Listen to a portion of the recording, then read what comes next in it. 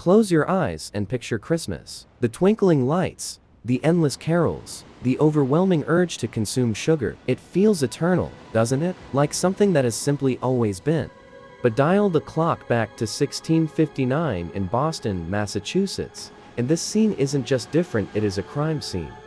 We aren't talking about a frowning neighbor telling you to turn down the music. We are talking about a time in America when celebrating the birth of Christ was explicitly, legally, forbidden. Imagine Santa Claus in handcuffs being dragged away by the police. That is, essentially, the dream scenario for the Puritan founders of America. This isn't a conspiracy theory. This is the story of the war on mirth. Why did early America hate Christmas? And how did we fight to get it back?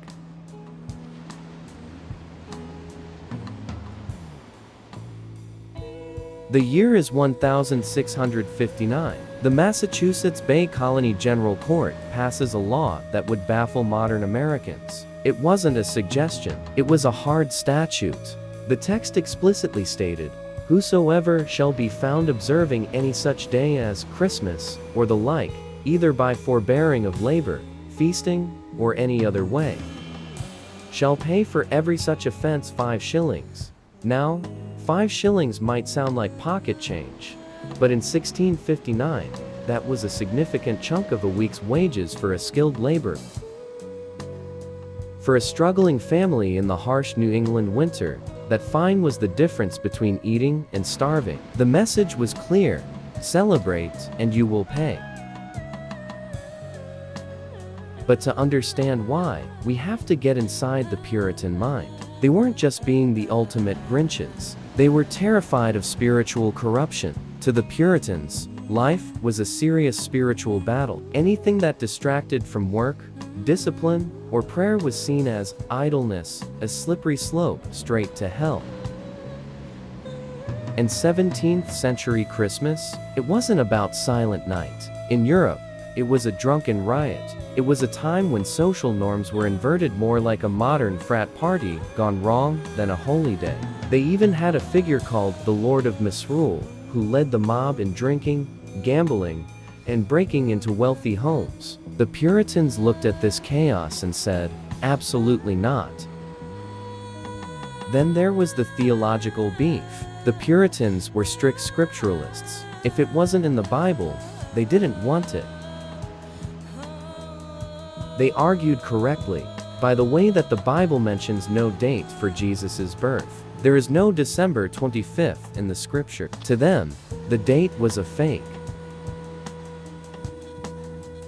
They knew the Catholic Church had simply pasted Christmas over the Roman pagan festival of Saturnalia to make conversion easier. They saw right through the rebranding.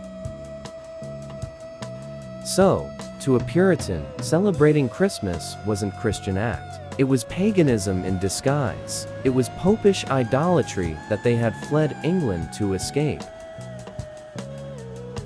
So, life in Boston on December 25th was aggressively normal. Shops were open. Children marched to school. Blacksmiths hammered iron while the rest of the world feasted. But the ban created a culture of surveillance. If you were seen cooking a goose, or heaven forbid just taking a nap, your neighbors were encouraged to report you. Yet, humans are stubborn. In the privacy of their homes, behind drawn curtains, some families kept the old traditions alive, whispering carols in the dark to avoid the fine.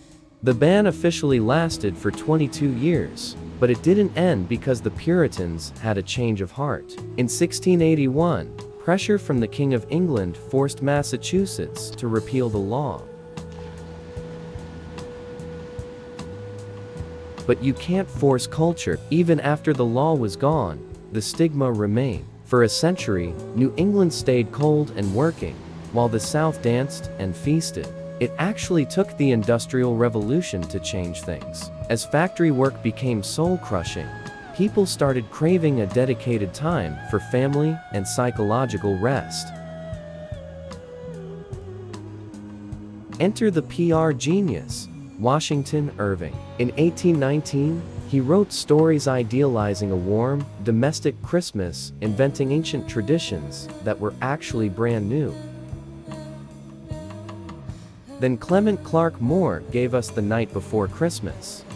He took the scary, stern St. Nicholas and rebranded him into a jolly, gift-giving grandpa who wouldn't judge you.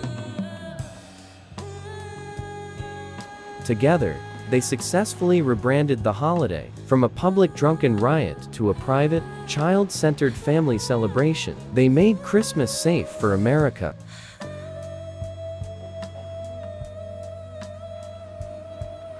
By the mid-19th century, German immigrants brought the Christmas tree. The puzzle pieces of the modern holiday were finally falling into place.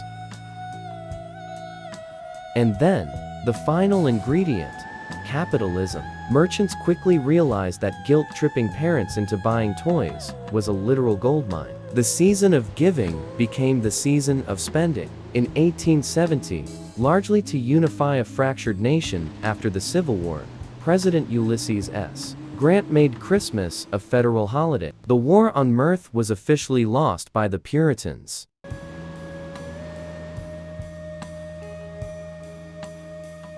We went from fines and jail cells to mandatory days off, ugly sweater parties, and 24-hour festive music channels. Today, we often complain that Christmas is too loud, too commercial, or too stressful. We worry about getting the perfect gift, or the perfect turkey.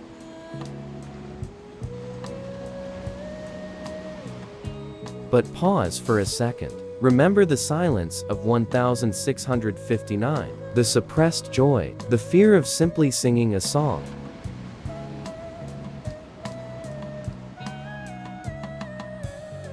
The Puritans tried to outlaw a basic human need, the need to find light, warmth, and connection in the darkest, coldest time of the year.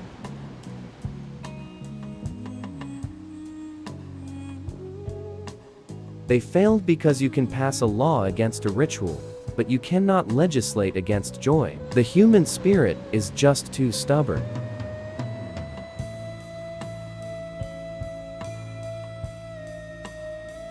So this year, if you're feeling overwhelmed by the holidays, just take a breath and be glad you aren't paying 5 shillings just for eating that slice of pie.